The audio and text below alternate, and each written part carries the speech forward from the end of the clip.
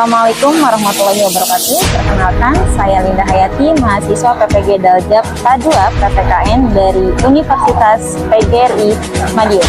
Di sini saya akan melaksanakan PPL Aksi 3. Terima kasih. Kita berdoa terlebih dahulu. Berdoa dalam hati, dimulai.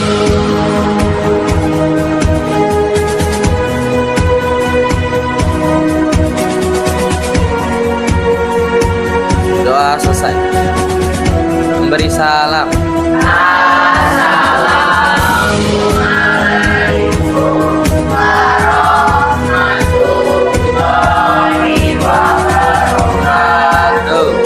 Waalaikumsalam warahmatullahi wabarakatuh.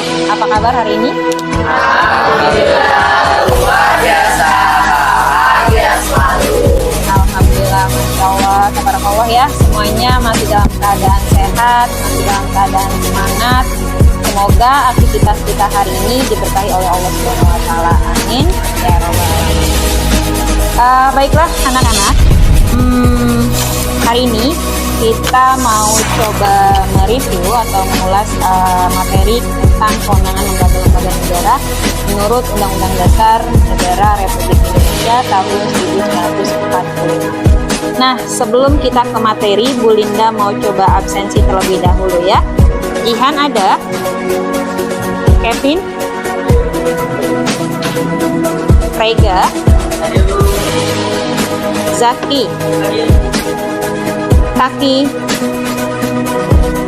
Kirana, Gayatri, Luna, Raihan, Hadir, Bu. Gagas, sakit. Semuanya sudah Ibu absen. Ada yang belum terpanggil? Sudah ya. Baik anak-anak, sebelum Bu Linda melanjutkan materi kita hari ini atau diskusi kita hari ini, adakah satu atau dua orang yang mau mereview terkait pembahasan materi kita minggu lalu? Siapa? Oh, banyak ya. Bu Linda persilahkan Nisa terlebih dahulu ya. Silahkan Nisa.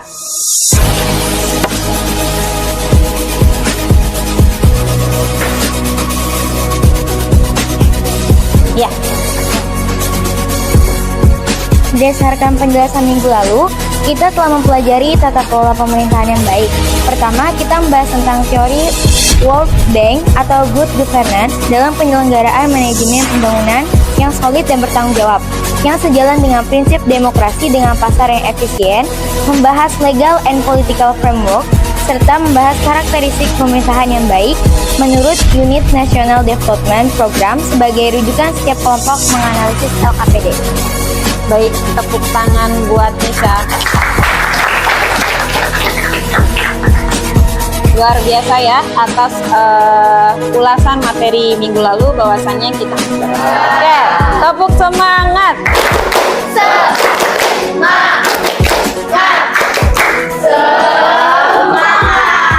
Terima kasih buat kalian. Boleh duduk kembali ya. Masih Bu. Satu ice breaking lagi buat kalian. Kalau Bu Linda bilang beat one, kalian tepukkan tangan ke meja satu kali, terus tepuk lagi. Kalau Bu Linda bilang beat two, berarti tepuknya 2 kali.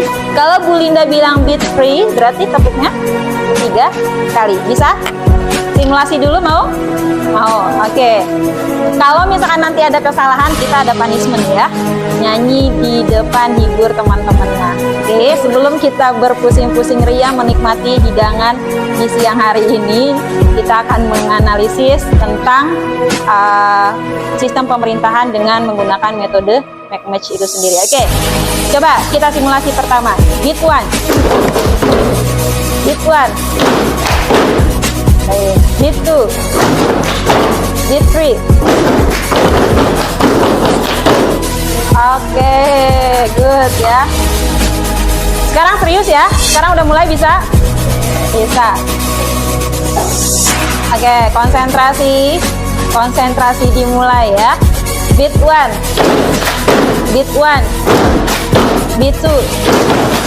Beat one. Beat three. Luar biasa, terbaik, tepuk tangan buat kita semua. poin kelima, karena poin keempat dan yang 3, 2, 1 sudah kita penuhi, maka selanjutnya kita akan ini ya. Yang poin kelima adalah setelah melakukan diskusi, peserta didik dapat menilai kewenangan lembaga-lembaga negara berdasarkan Undang-Undang 1945, Undang-Undang Dasar ya, maksudnya dengan rasa tanggung jawab dan objektif, yang dimana kalian tidak subjektivitas ketika kalian menilai lembaga DPR atau lembaga yudikatif. Karena ada hal dan sesuatu, kalian bersifat subjektif bahwa DPR itu sudah bagus 100%. Pada kenyataannya kita harus berdasarkan kajian teori yang dimana sesuai dengan karakteristik good governance itu sendiri. Hilangkan subjektivitas kita, melainkan utamakan objektivitas. Seperti itu ya. Oke. Nah, kegiatan kita hari ini, yang pertama pembagian kelompok itu sudah di pertemuan pertama. Terus nanti kita diskusi tentang match sendiri. Nanti kalian akan mencocokkan ya kartu jawaban dengan kartu soal. Setelah itu pembahasan hasil evaluasi SBK yang ini sudah kita lakukan. Setelah itu kita evaluasi LCC yang kemarin Bu Linda sudah beritahu mekanismenya seperti apa. Pelajari yang di buku paket. Setelah itu nanti kita refleksi menggunakan Google Form. Nanti Bu Linda akan kirim ke WhatsApp grup kita, dan setelah itu kesimpulan. Bisa dipahami? Oke, untuk aktivitas kita hari ini. Nah, sekarang Bu Linda mau coba menjelaskan terkait model pembelajaran kita hari ini, yaitu match. Yang pertama, pengkondisian kelompok. Nanti Bu Linda akan berikan waktu kalian untuk mengakses link yang Bu Linda nanti kirim lewat WhatsApp group. Setelah itu, setiap kelompok mengisi match itu dengan menggunakan handphone, ya, handphone masing-masing atau laptop. Ada yang bawa laptop? Tidak, semuanya handphone ya. Ada kuota? Berarti bisa ya dikondisikan. Yang ketiga, diisi oleh individu tapi boleh diskusi kelompok. Yang keempat, setelah kelompok mendapatkan link yang sama untuk mengerjakan soal 3 match. Dan yang kelima, setiap kelompok mencari pasangan kartu yang cocok antara kartu soal dan jawaban di aplikasi WordWall ya. Yang selanjutnya, durasi waktu mempengaruhi tingkat kerjasama setiap kelompok. Yang kedelapan, kesesuaian jawaban dengan permasalahan harus sesuai. Dan yang terakhir, melaporkan hasil diskusi kelompok selama proses penyelesaian dan diskusi. Sampai di sini ada yang ingin bertanya? Ya, Rega. Silahkan. Saya izin bertanya Bu, untuk kegiatan mengerjakan soal tipe match ini yang bagian durasi waktu mempengaruhi tingkat kerjasama itu bagaimana maksudnya ya? Terima kasih Bu. Baik, pertanyaan yang bagus. Terima kasih Rega. Ketika durasi waktu itu akan mempengaruhi kerjasama kelompok. Maksudnya seperti apa? Maksudnya adalah di WordWall ini tidak ada ketentuan batas maksimal untuk pengerjaan. Ya, itu sengaja. Kenapa? Karena nanti kalian akan mengoptimalisasi sendiri terkait waktunya. Ya, semakin sedikit waktu yang kalian pergunakan dan semakin berkualitas jawaban yang kalian kerjakan. Dan misalkan soal 20, kalian betul semuanya 20 poin, tapi kalian hanya bisa hanya menghabiskan waktu 5 menit.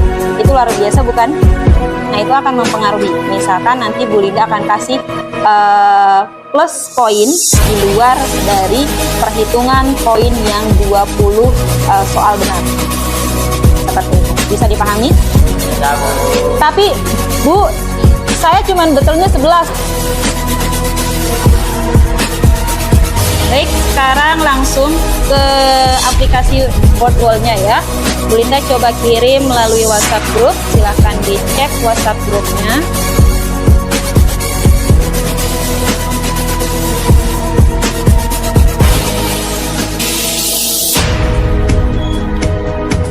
Yang ini ya? Sudah ada? Oke. Boleh langsung diklik start jika kalian sudah masuk ke aplikasi. Nanti jika sudah diklik start, akan muncul kartu-kartu soal dan akan muncul kotak-kotak jawaban. Ya. Di sini ada 20 kartu soal dan ada 20 kotak kartu jawaban. Tinggal kalian klik, langsung kalian cocokkan, tarik di kolom mana kartu soal ini tepat, seperti itu ya. Contohnya seperti ini. Nah, seperti itu ya. Tinggal kalian klik saja. Cocokkan di mana. Ini ngasal ya, Bu Linda tidak memberikan jawaban benar. Oke, sudah semuanya masuk ke aplikasi? Sudah. Adakah kendala? Tidak ada ya. Insya Allah aplikasi ini mudah untuk diakses ya.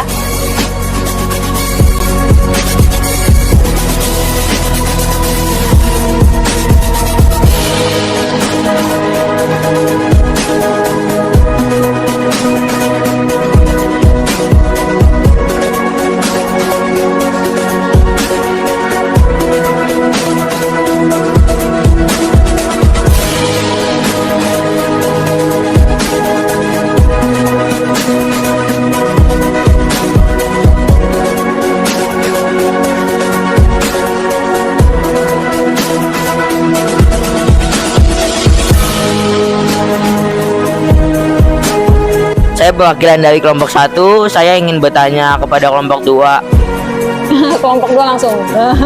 Pada bagian partisipasi politik di lingkungan sekolah kan kelompok 2 kan benar menjawab. Kelompok 2 benar menjawab. Sedangkan kelompok 1 salah menjawab. Berdasarkan analisis kelompok 2, bagaimana partisipasi politik di lingkungan sekolah dalam pemilihan ketua kelas dan ketua OSIS? Terima kasih. Baik, pertanyaan yang bagus. Rega tepuk tangan untuk kelompok 1. Siapa yang mau menjawab? Beri waktu berapa? 1 jam? Oh, 1 menit. Baik, silakan. Oke, jadi perkenalkan, nama saya Rehan dari kelompok 2. Izin menjawab pertanyaan dari kelompok 1. Berdasarkan partisipasi politik yang sudah dijelaskan oleh Bu Linda di pertemuan yang lalu, itu sudah memenuhi poin-poin di buku paket halaman 90 sampai dengan 91, yaitu ciri-ciri partisipasi politik. Di poin ke-5, 6, 7, 8, 9, 12, 13, dan 15. Di poin 5 itu memahami informasi dasar tentang siapa yang memegang kekuasaan dan bagaimana sebuah institusi bekerja. Poin ke-6 yaitu dapat menerima perbedaan pendapat. Poin ke-7 memiliki kepedulian dan kepekaan terhadap masalah-masalah yang dihadapi bangsa di lingkungan sekolah. Poin ke-8 yaitu memiliki rasa tanggung jawab terhadap perkembangan dan keadaan negara dan masyarakat.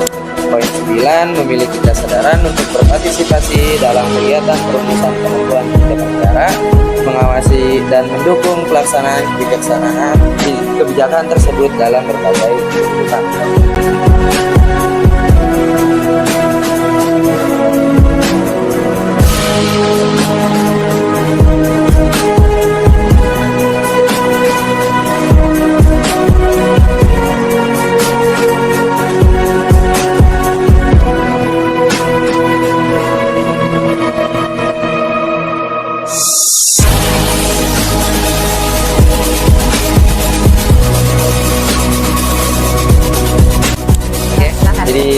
Jadi kesimpulan pada materi kita kali ini yaitu ada 4 poin. Poin pertama yaitu